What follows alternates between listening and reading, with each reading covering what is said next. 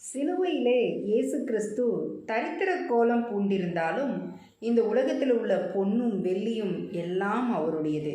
மிகப்பெரிய ஐஸ்வர்யவானாகிய தேவன். நம்ம அப்படி யோசித்து பார்த்ததே இல்லைல்ல.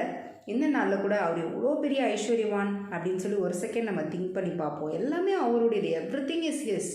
பட் அவர் அந்த ஐஸ்வர்யத்தின் மேலே கண்ணை வைக்கிறது இல்லைங்க. இந்த நாளும் ஒரு நல்ல வேத வாக்கியத்தை நம்ம தியானிக்க போகிறோம். லூக்கா 12ஆம் அதிகாரம் 15வது வசனம். பின்பு அவர் அவர்களை நோக்கி, பொருளாசையை குறித்து எச்சரிக்கையாயிருங்கள். ஏனெனில் ஒருவனுக்கு எவ்வளவு திரளான ஆஸ்தி இருந்தாலும் அது அவனுக்கு ஜீவன் அல்ல. பொருளாசையை குறித்து எச்சரிக்கையாயிருங்க. எவ்வளோ பொருள் இருக்கட்டும், எவ்வளோ ஏக்கர் கணக்கில் இருக்கட்டும், நாடே அவங்களுக்கு சொந்தமாக இருக்கட்டும், ஆனால் அது அவங்களுடைய ஜீவன் அல்ல. அது அவங்களுடைய ஜீவனை காப்பாற்றாது. அந்த ஐஸ்வர்யம் அவங்களை அடுத்த உலகத்திற்கு, பரலோக ராஜ்யத்திற்கு கூட்டி செல்லாது. ஆனால் வேத வசனம் சொல்கிறது, இயேசு கிறிஸ்து தன்னை குறித்தே அவர் என்ன சொல்லியிருக்காரு? நானே வழியும், நானே சத்தியமும், நானே ஜீவனுமாய் இருக்கிறேன். என்னாலே அல்லாமல் ஒருவன் பிதாவினிடத்தில் வர முடியாது அப்படின்னு சொல்லி தெளிவாக சொல்லியிருக்கிறார். நமக்காக ஒரு மீட்பின் வழியை உண்டு பண்ணியிருக்கிறார். தாயின் கருவில் ஜீவனை நமக்கு கொடுத்த தேவன் இந்த ஜீவன் பரிபூர்ணப்படும்படியாக, இந்த ஜீவன் அந்த பரலோக ராஜ்யத்தை போய் சேரும்படியாக அவர் சிலுவையில் நமக்காக மரித்து பிராயச்சித்தத்தை, தன்னுடைய சொந்த இரத்தத்தை சிந்தி அவர் நம்மை மீட்டு கொண்டார். இயேசு கிறிஸ்து ஒரு ஓமையை சொன்னார். ஒரு பெரிய ஐஸ்வர்யவான் இருந்தான். அவனுக்கு அந்த வருஷம் அவனுக்கு நிலத்தில் பயங்கர விளைச்சல்.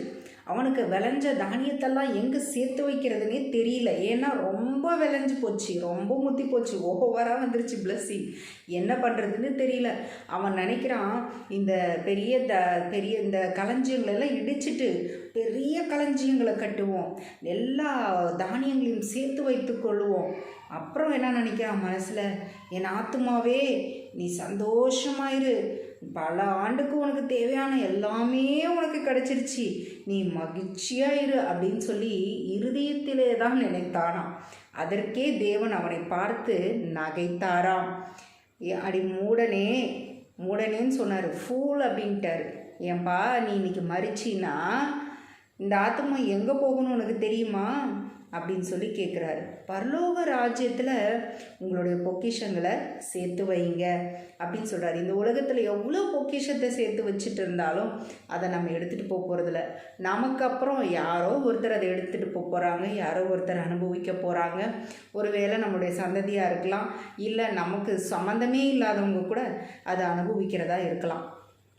ஆனப்படினால பிரியமானவர்களே, எனக்கு நல்ல வசதி இருக்குது, வீடு இருக்குது, கார் இருக்குது, நிலம் இருக்குது, நல்ல கவர்மெண்ட் வேலை இருக்குது, எனக்கு பெரிய பிஸ்னஸ் இருக்குது, நான் நல்லா படிச்சிருக்கேன், நான் நல்லா ஹெல்த்தியாக இருக்கேன், எனக்கு எதுக்குங்க இந்த இயேசு அப்படின்னு சொல்லி உதாசீனப்படுத்தி விடாதீங்க. உங்களுக்கு இயேசு உங்களை தேடி தேடி வந்துட்டுருக்காருல்ல. திரும்ப திரும்ப இந்த சத்தியத்தை நீங்கள் கேட்டுட்ருக்கீங்கல்ல. எனக்கு எல்லாம் இருக்குது, இன்றைக்கி இந்த இயேசு எனக்கு தேவையில்லை, வயிறு வலி வந்தால் நான் வரேன் அப்படின்னு சொல்லி நிறைய பேர் சொல்லிகிட்ருக்கீங்க, நினச்சிட்ருக்கீங்க. இல்லை, உங்களுடைய பொக்கிஷத்தை பரலோகத்தில் சேர்த்து வைங்க. இயேசு கிறிஸ்து உங்களுக்கு அந்த பரலோக ராஜ்யத்தை நிச்சயமாக தரவராக இருக்கார். உங்களுக்காக ஜீவனை விட்டவர், உங்கள் ஜீவன் பரிபூர்ணப்பட வந்தவர். அவரை மறந்துடாதீங்க. இந்த பணம், காசு, சொத்து பார்த்து இதுக்காக, மண்ணுக்காக மாணிக்கத்தை விட்டுவிட மாட்டேன் என்று சொல்லி ஒரு அருமையான பாடல் வரி இந்த நேரத்தில் எனக்கு ஞாபகத்துக்கு வருது.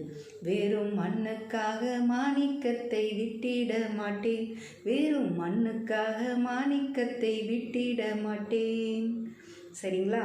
ஏசப்பாவை விட்டுறாதீங்க. ஜோமனுமா ஸ்தோத்திரம் ஆண்டவரே, உண்மை நன்றியோடு கூட துதிக்கிறோம். இந்த நாளிலும் கூட இந்த வசனத்தை கேட்ட ஒவ்வொரு பிள்ளைகளையும் நீர் ஆசீர்வதிப்பீராகப்பா.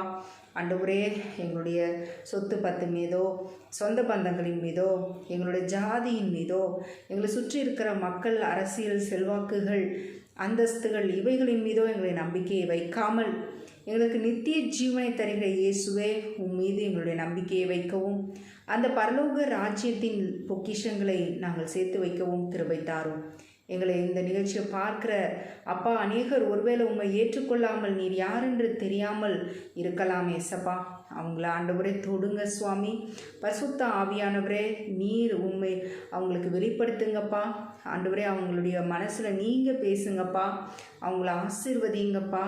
உம்முடைய ஜீவனை அவங்களுக்கு கொடுங்க சுவாமி. அப்பா உம்முடைய சிலுவையின் அன்பை அவர்கள் பெற்றுக்கொள்ள ஆண்டவரே நீங்கள் உதவி செய்யுங்கப்பா. உம்முடைய கரத்தில் தருகிறோம் அப்பா. ஆசீர்வதிங்க. இந்த நாள் இனிய நாளாக அப்பா இதை பார்க்கிற ஒவ்வொருவருக்கும் இருக்கட்டும். அவருடைய கடினமான சூழ்நிலைகள் எல்லாம் மாறட்டும் அப்பா. உம்முடைய இரத்த கோட்டைக்குள் பார்க்கிற ஒவ்வொருவரையும் ஒப்பு கொடுத்து ஜெபிக்கிறேன். இயேசுவின் நாமத்தில் வேண்டுகிறேன் பிதாவே. ஆமென். ஆமென்.